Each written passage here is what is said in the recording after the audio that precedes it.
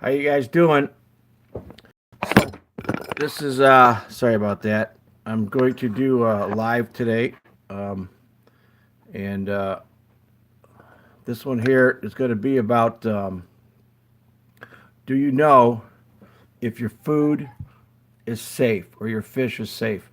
And authorities are telling us it is. And this is pretty much going to be a PowerPoint. I am doing this with a cell phone, so apologize. I am practicing going live this winter. I'm getting a studio together, so they'll be much better. I think what's important is the information that I provide you, and they will get better as we do these. Okay, so we're going to cover a couple areas today. We're going to talk about a lot of stuff, and some of this stuff is going to blow your mind. At least I believe it will blow your mind. But I took the world here, and most of our problems are up in the upper part here. I mean, we do have some nuclear issues with Australia and some other areas, but we're going to talk about all these little purple spots here, and we're going to try to figure out, do we trust our fish to eat? So let's just do some apples to apples. And basically, what I mean by apples to apples is I went over, there's a lot of good internet sites you can go to today. And these are all the USA sites where they monitor radiation levels. And I didn't put in the nuclear sites. We have 99 of them, and I'm going to talk about some of that's going to be mind-boggling. And then we're going to go to the upper apple, which is Japan. And I don't even know if we could see any land anymore, okay? But there's literally thousands of nuclear radiation devices throughout Japan. And you know, the reason I'm going to talk about Japan, but I'm not just going to talk about Japan. I'm going to talk about other countries as well.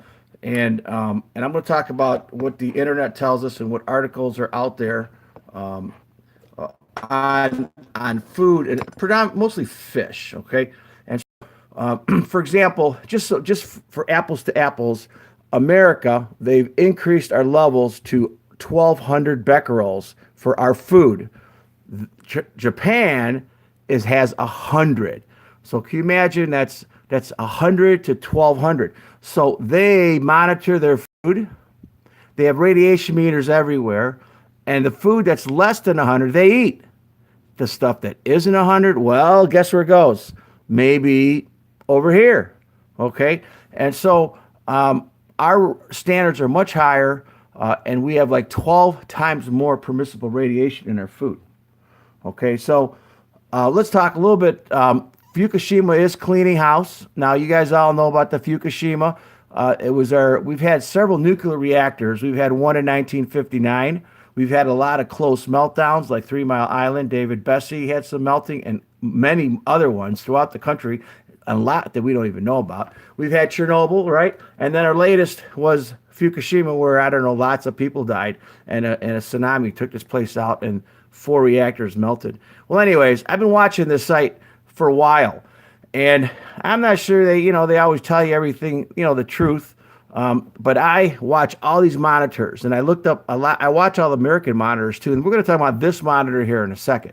So this has been recent, and we'll get to that monitor in a second. I think the reason they have all those monitors is because when the last 7 years, they had to clean up Fukushima, and when they cleaned it up, they pretty much had approximately 31 million one-ton bags. Okay. So we have 31 million bands.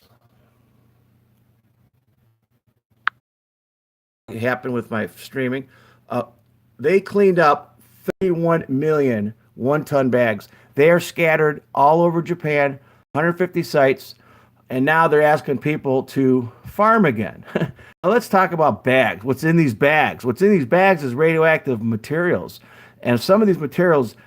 And when you read your articles, they say, oh, over time, it goes down. Cesium might go down, like cesium 134, 138, 37, or 38. Some of it's 2 years, some of it's 30 years.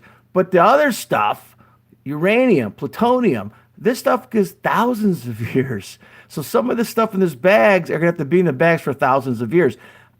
there's only two types of bags: the ones that leak and the ones that are gonna leak. These are already leaking, okay? And they're all over Japan. And I'm not going to get into to this in this video, but I have another video on this.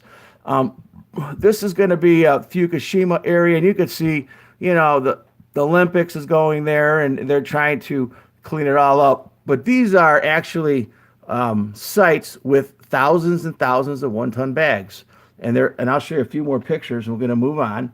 Here, this is a topo of Japan. All this green stuff are bags, and look at this right along the river. I'm sorry, that's the Pacific Ocean. So you know what? Our weather's getting pretty crazy. All we need is another tidal wave, and they all float out. They float out, these bags, 31 million of them at 150,000 sites. So that's probably why they're watching and monitoring all their food. Now this, and we're going to get into some other things, not just Fukushima, all right? But this is one monitor, and if you notice, 7 years ago, these are monitors that measure every day, dropping. Oh, they're cleaning up, they're getting all the dirt and all the soil, all the contaminants. They're trying to clean the place up and move it to these one-ton bags. Boom, boom, boom, and then guess what? Whoa! Last week, a week and a half ago, it spikes up. That's why I'm doing this video. And I looked at all their meters. This is the one near the water. Now, if you've been following Fukushima, you find out that they are filled. Okay, thousands of spent rods. I'll show you what those are in a minute. But and not only that, the place exploded and blew up, and some of these rods disappeared. So there's probably not only a meltdown, but there could have been a nuclear explosion from one of these meltdowns when they heat it up. But anyways, so they're filled up, okay, and they're used all that water to cool it down for the last 7 years. They don't know what to do with this water, and they're begging to dump it into the Pacific Ocean. Now check this out, okay? If you went to this meter here, nothing's going on, and then all of a sudden here it goes up, and look at this. Every night, a week and a half ago, they started dump. I'm thinking that what they're doing is they're dumping this stuff. They wanted to dump it. They got okay to dump it. They're going to dump the stuff into our Pacific Ocean, which, by the way, is already doesn't have a whole lot of fish left in it from the first time, in 2011. And not only that, lately they've been losing millions and millions of gallons of water going underneath this thing because they built it into a mountain. So all this radioactive water is going into the Pacific Ocean, and there's die-offs everywhere. There's a guy that counts the species on the Canadian coast and up to Alaska, and there used to be 8,000 species, and now there's like a couple thousand. And there's not a whole lot of starfish and sea urchins, and basically the radiation is doing some damage to the entire Pacific Ocean. So here you see it spiking up, and it goes up for about 4 hours, and then the next night, and then they did it again. They don't work on weekends, so these are the weekends. It's funny how they do. So the first week they'd started, the second week, then over here they did 4 days, then the weekend, and then this week they stopped. Now I didn't go back tonight, but I'm sure that this is back up. So I think they're dumping all this water into the ocean, and it's radioactive. Okay, so we're talking about fish. All right, so let's talk about what radiation does. Japan, remember I said, and by the way, these slides, I'm not putting all the words I want to use or saying the words, because then what ends up happening is I end up getting demonetized and I get strikes and things like that. So you're gonna have to think some of this stuff on your own. So the 100 really is becquerels. And so here's what's crazy. Prior to Fukushima 2011, children had issues with their thyroids, 1 in 150,000. Now it's over 33% of the children in the Fukushima area have issues with their thyroid, whether it's cancer or other issues. They're opening up clinics. Doctors are not allowed to tell people that their sicknesses are from radiation. And the first responders, you know what happens to those guys, right? And by the way, their first responders were their homeless and the poor, and they grabbed those people to help them when they responded initially to clean the place up. So I bet they don't have a homeless issue in Japan, because I don't think there's a lot of these people left. All right, so basically, when you got on the internet, you want to learn stuff, and you know what? It's getting real difficult. Okay, I mean, all our search engines, you can't find stuff. So this is just one example. Okay, so I looked up, I'm going to call it Mr. So Smart Snoops. Y'all know who I'm talking about, right? So here's what they say: water acts as the diluent.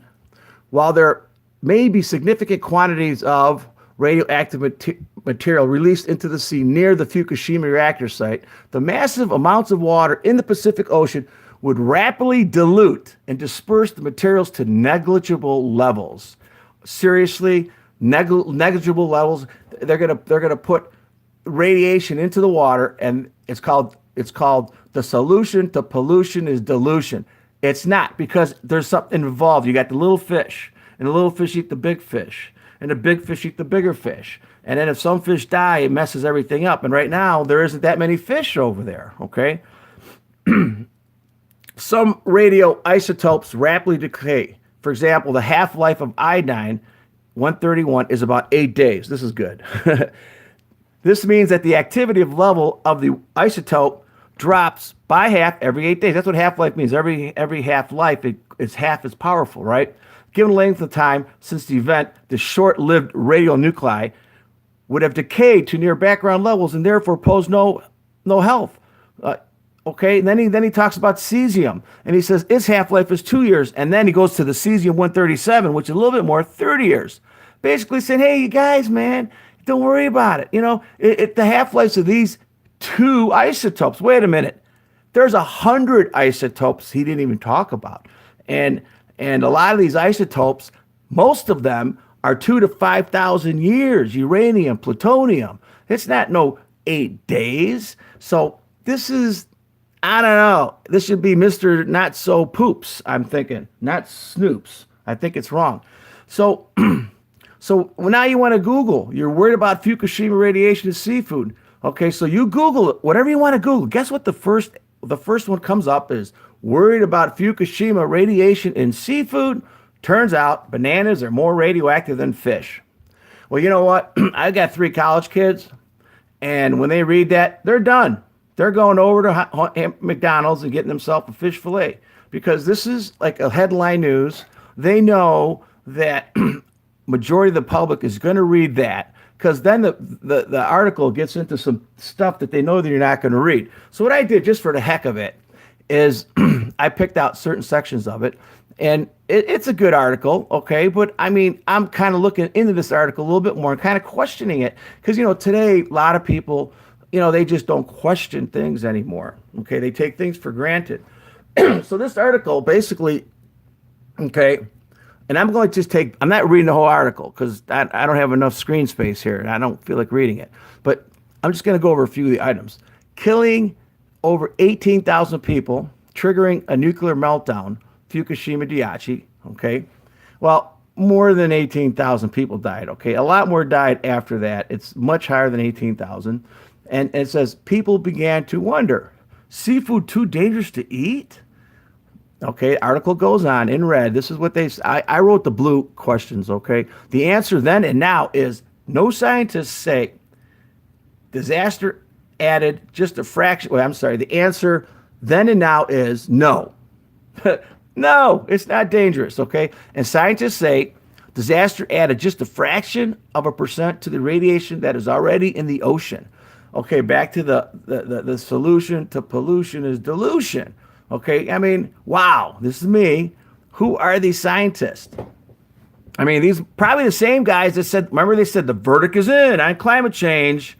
What's funny is that whole climate change, they don't talk about any of the radioactivity in the water. They don't talk about the nuclear power plants that create major heat. There's a lot of stuff they don't talk about atmospheric, modification or conditioning, none of that stuff.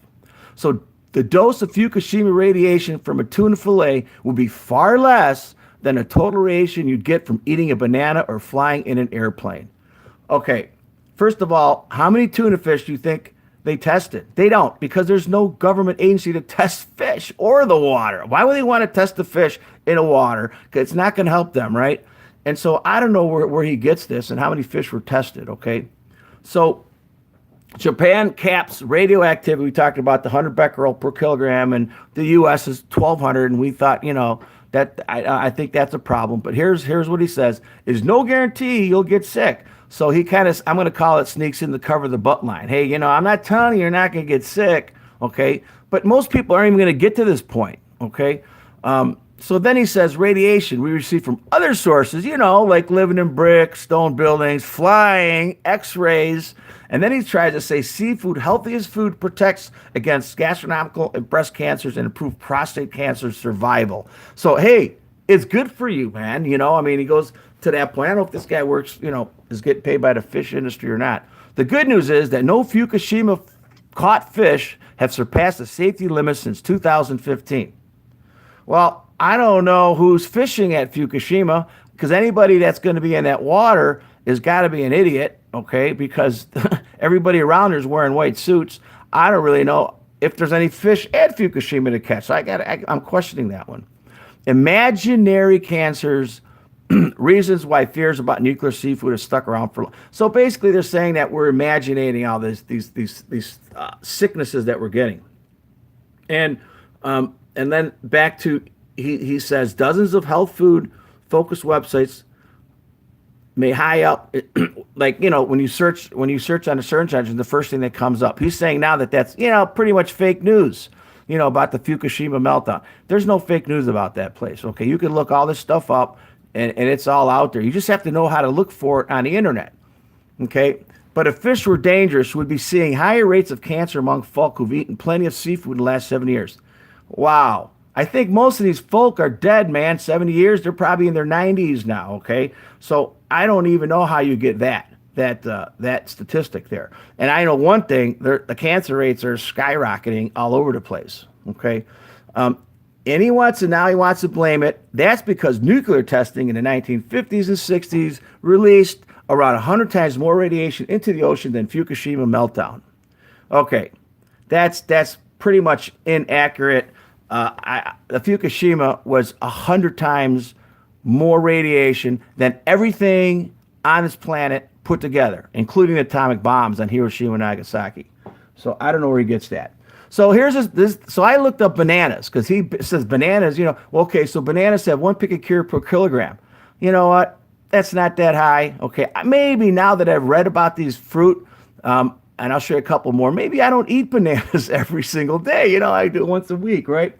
And then, of course, lima beans, they're a little bit higher. And potassium is supposed to be good for you, right? So maybe you don't eat lima beans and bananas every day. Brazilian nuts, well, you got to look where these things are coming from. Bananas are coming from the ground, and depending on the ground soils, if it's in clay or the bedrock, you get what's called uranium, and uranium breaks down to radium, which is the gas, and then also, it's in the ground, so it absorbs this. So that's why they have some radiation in them. They get it from the ground. Carrots have a 1 picocure per liter. Potatoes, 1 picocure per liter. Okay, salt looks like it has a lot. I didn't know salt had it, so I might do less salt. And these root vegetables we talked about, all these here, maybe once a week each. Okay, so I'm not sure. Here they are, a list of them. Now the water is a whole nother ball game, and the water is going to vary, and we're going to talk about the water. So let's move on. Beer. Oh, by the way, you beer drinkers, yep, there's some radiation in those. Red meat eaters, it depends where the meat comes from. Okay, peanut butter. So this is a map where we've had some issues throughout in the waters, and we're going to talk about some of these. Here, this is pretty insane. We're testing nuclear weapons in the Pacific, okay? And so this is, they decided to pick these poor islands where these people would live, and they would test weapons out there. And then what they did is they cleaned it up. And this is one area in the Pacific Ocean. What they did is this is a big area full of nuclear waste. They put a concrete on it, but they didn't put any walls on it. This stuff is leaking into the ocean. Nobody lives on these islands. They're too radioactive, and everything around the island is radioactive. Big mistake. There's a couple of these in the Pacific Ocean.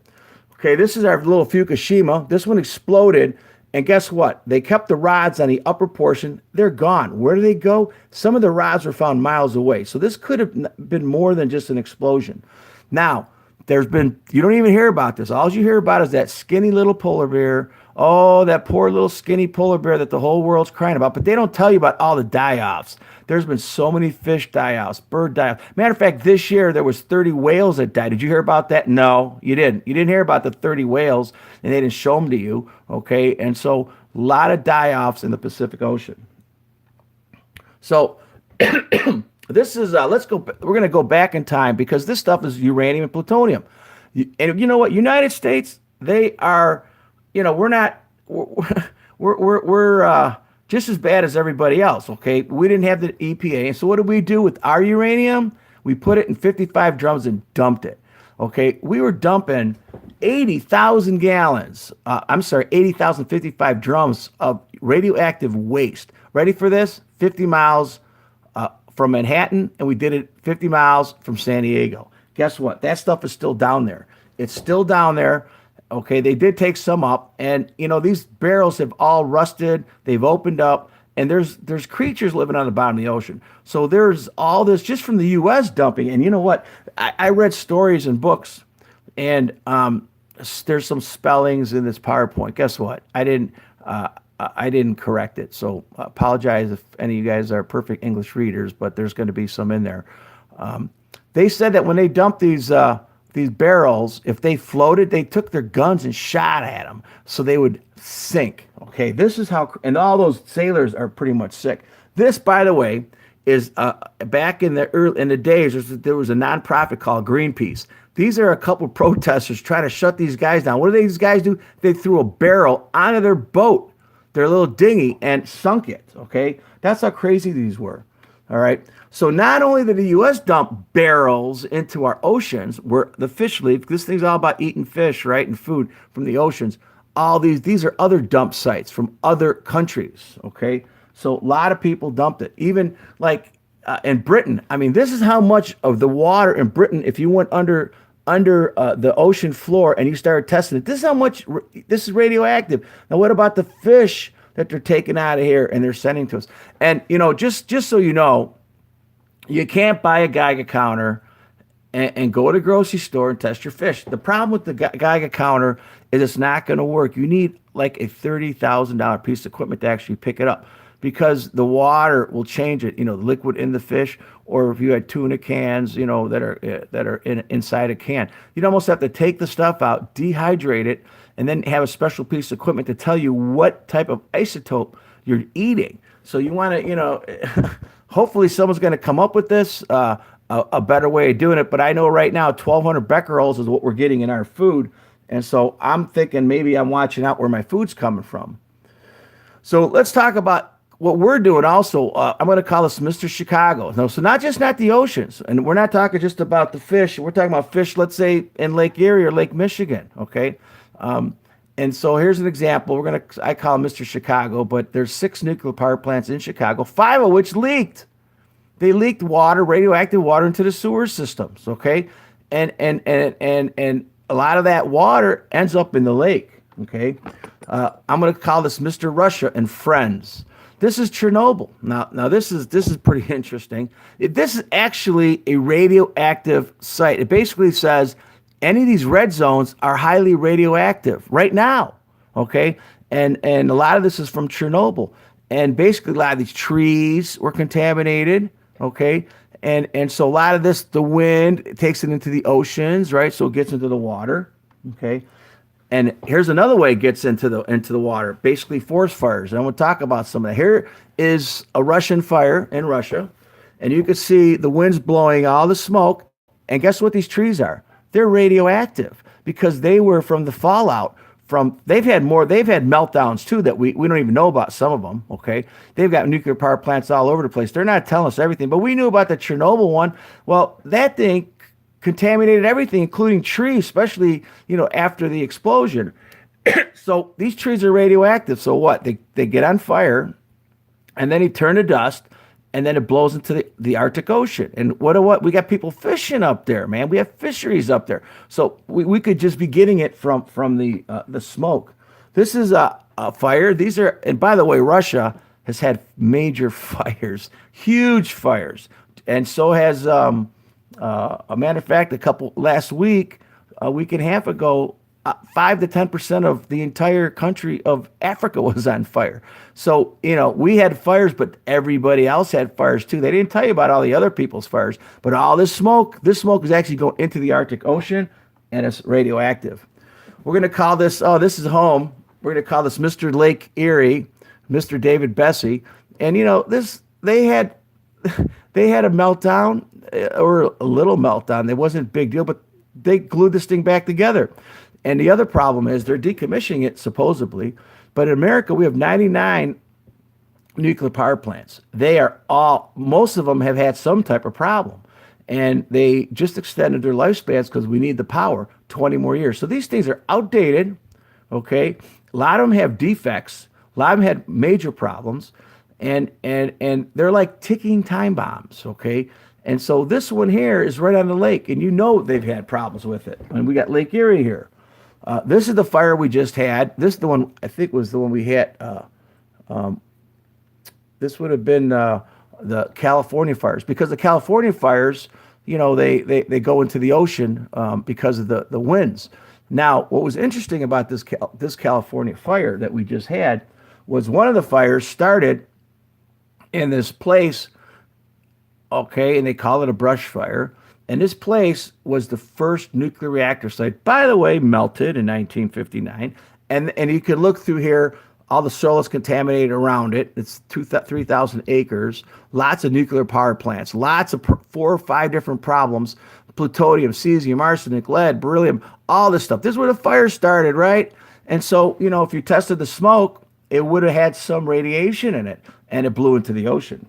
And so this was one of the fires that we just put out. Okay, New York. Okay, we're going to call this Mr. Indian Point, another nuclear reactor. This one leaked water into the Hudson River, and guess what's upstream? New York, Manhattan. Okay, so and here now I'm going to show you one really crazy thing. Now this is the same reactor here, and this might be a water leak of some sort, but forget about that. Let's go over to here. You got to understand, nuclear reactors have radioactive rods, okay? And when they're done every 7 years, they got to get rid of them. Nobody wants the rods. So we literally have tens of thousands of radioactive rods stored at the nuclear power plants. Right here. That's where they're stored. And guess how these 2 buildings are built? They're built with masonry block. They're built like possibly they're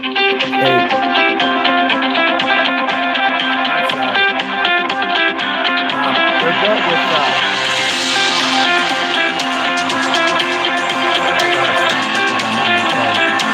they're built with materials that you build a Walmart or a Kmart. Okay? So something like an earthquake or a flood or something can happen. All right. These are what rods look like, and basically they heat up, and then that's how they make electricity. So this is what they look like. But when they're spent, they have to store them in water. Okay, Fukushima site, they actually stored them above the nuclear reactors. Can you believe that? Okay, so when the reactors melted, what do you think happened to the rods above them, right? Most of the time, they're stored off-site. Right now, they don't know what they're going to do with them. They want to take them to Yucca Mountain, and they're having problems with that. And the Yucca Mountain's pumice, so I don't know how great of idea that is. These have to be around for thousands of years, man, and all our nuclear sites have them. And so they're, these are like ticking time bombs. And this is actually funny. We cut a deal with Britain. They're going to send us theirs too. Think about it. They're going to put these things on a boat and hopefully nothing happens. Then they're going to put it on land, hopefully nothing happens. And they're going to drive it on our streets, taking it somewhere, hopefully nothing happens. And the reason I think they cut the deal was because they were afraid that they didn't want any bad people to get a hold of them. Okay, so these are, in America, I'll go through this kind of quick, but this is where all the radioactive nuclear waste sites are. They're everywhere because they don't know what to do with them. So eventually, we have to figure out where we're going to take this stuff, where it's not going to cause damage. And we're talking tons and tons and tons of this stuff. Okay, this is Mr. Miami. Okay, this is another nuclear reactor, and what they've done here is they says, we'll cool it down instead of towers. We'll use these water channels. Well, guess what? The pool started getting hot, and now it's leaking into the aquifer. So the aquifer in Miami is radioactive or getting radioactive and leaking into the ocean. So they're getting radiation from the nuclear power plant, which is still running. Russia, you know, these guys do all kind of bad stuff. Okay. And this is just where they tested all their atomic weapons. They got islands that they can't go to. That's how radioactive they are. These are islands that are just so radioactive you can't get to. They have submarines that are radioactive. They're in the water. They had accidents. Okay, so we got a lot of that going on in Russia. The newest radiation problem we're having now. People don't think it's, they're thinking it's a chemical problem. It's not. It's a radiation problem. It's we're gonna call it Mr. Frack. And what they're doing is they're drilling these holes in the ground. This is Ohio. And what they'll do is they pump chemicals and they frack it. And when they do that, they break it apart. And what's down there is shale. Okay. And what does shale have? Uranium. Okay. And so what happens with uranium? You get radon. And so now they bring up the water. The water's radioactive. What are they doing with it?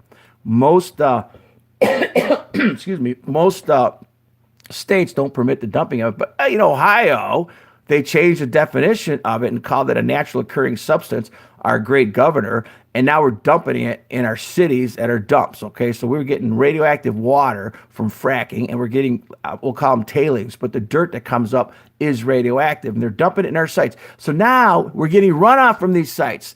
And they said there's 39 of them in Ohio. There's more. You know that. They're lying to us about that. That water runs off, goes into the streams, that ends up in Lake Erie. We go eat the walleye, right? And so this fracking thing is a whole new set of radiation issues, okay? This slide is out of whack, but when I was on Google Earth, and I found a bunch of these submarines just abandoned around Russia. And you could bet when they have problems with them, with the reactors, everything's radioactive. And it's just kind of sitting there, and I don't know, maybe that's an issue too. I mean, when something's radioactive, it stays radioactive for a while. These are the doses, and I just kind of threw that up there just to show you that it doesn't show you anything about any food here. Okay, I mean, it does show you, they call it the LD50. That's a lethal dose, and so a lethal dose might be, when they do cancer radiotherapy, they're actually shooting the tumors. That would be a lethal dose if that hit your body. Okay, so this basically shows you, that it is, radiation is bad for you. And here's a couple numbers. If you're like a dental is a 1.6 microsieverts, that's a lot. Okay, that's a lot. A sievert is kind of a lot. Okay, when you look at the guidelines way down here are pretty low. Maybe our food is down in this area too, but when you eat it all day long and all your food, has radiation or is radioactive, that kind of accumulates right into your body, kind of like a body burden. And so I don't think any dose is good for you, even though they say, oh, we're surrounded by radiation. Don't worry about it. It's normal. Sure, we get radiation from the sun. We get some from radon. And radon, by the way, is the second leading cause of lung cancer. That's naturally occurring. In America, the second leading cause of lung cancer. And they measure radon in picocures per liter. Okay, and so in our area here, it's 4 picocures per liter. Sweden is 2 picocures per liter. And guess what? The Canadians, 20, and so they're a little bit more laxed on that. But, they do say that it's not good. So you want to always test your house because it does come out of the ground. So now we're worried about radon coming out of the ground. We're worried about radon in our water. We're worried about radon in our food, okay? And this is radiation levels in everyday life. You can look this stuff up, but I'm trying to see the food here. I don't see it in here. Oh yeah, the nuclear industry is way down here. I mean, I wonder who wrote this article.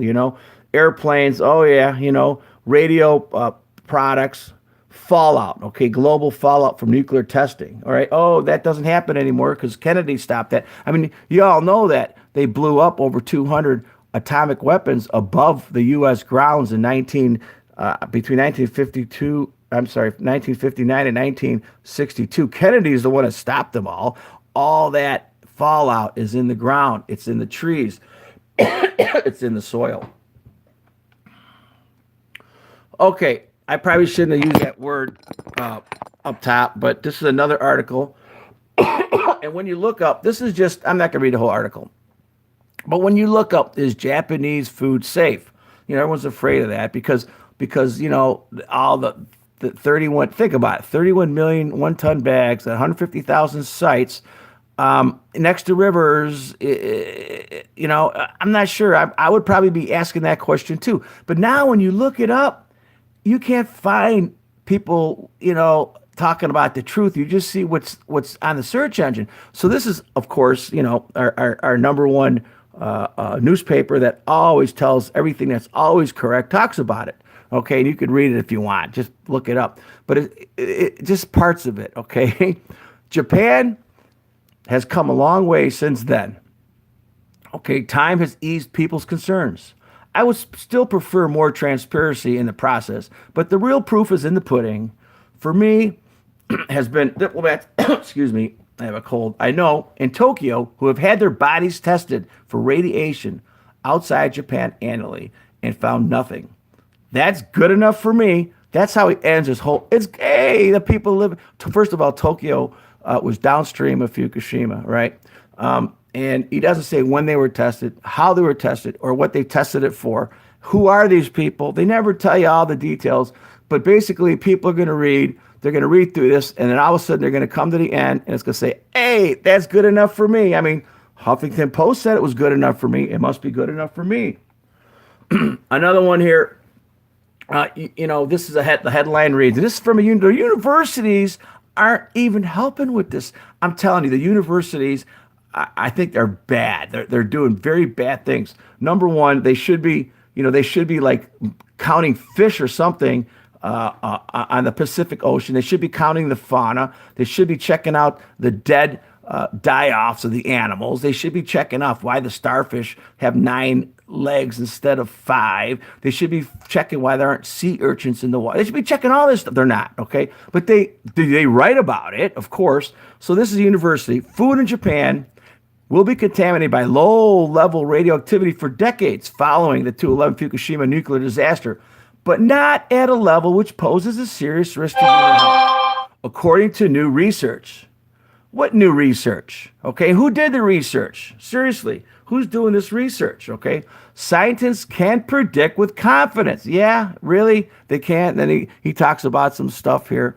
One benefit. Now he's saying this: a better understanding on how radioactivity contaminates the environment after nuclear accidents like Fukushima. Oh, thank God Fukushima happened, so now we could figure it out, and learn from it. Seriously. Okay, we should have never had the Fukushima in the beginning, okay? The results show that radioactivity will continue to be found in foodstuffs for many decades, but that current levels are low and will continue to decline over time. Seriously, I don't know how many of you people watching this are going to live to be 5,000 years old, but that's what he means by decline over time. And what is low? 1,200 becquerels? And by the way, who's actually testing that? There is no government agency testing our fish. They do put barcodes on them, and they tell you where they fished them at. So it looks like we have to go look in the history books, find out where this contamination, where the 55-gallon drums are at, where the waters are running off, where nuclear reactors leak, where they blew stuff up, where they put stuff in islands. Then if the fisheries are there, then we could maybe assume that there's, and there probably is some, or we got to buy $30,000 testing equipment. It's pretty crazy, okay? Fukushima regions are very low and do not present a significant health risk now or in the future. You know what? You know why they're doing all this? Guess what's going to be in Fukushima? Olympics. That's right. This is all desensitizing for the Olympics.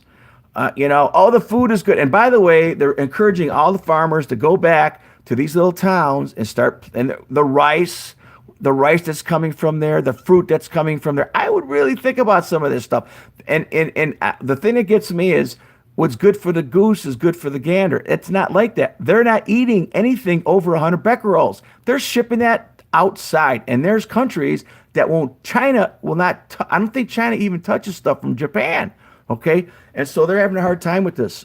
Now, this is great. Ready? but we have to continue monitoring food stuffs. Particularly wild foods such as mushrooms, new shoots of edible plants, and game animals where contamination levels remain high. Wow. Really? Really? Okay, you want to go plant stuff in the ground, okay? Grow it and then not eat it if it's too high. Send it to us. But people don't hunt animals, don't have your own gardens because that could be contaminated. I mean, seriously, really, are we that stupid? We probably are.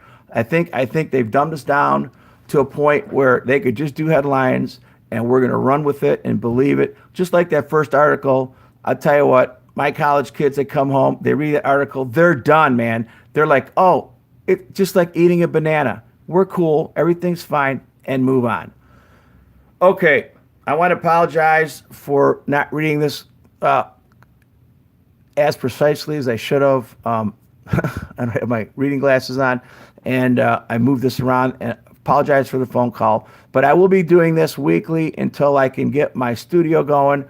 And I continue to do home inspection videos. So I know some of you people are my home inspection people, and I do still have my services where if you have problems with your house, we have a service where we can try to solve it for you on the phone or through emails or pictures. So thanks for coming on, everybody. You guys have a nice evening.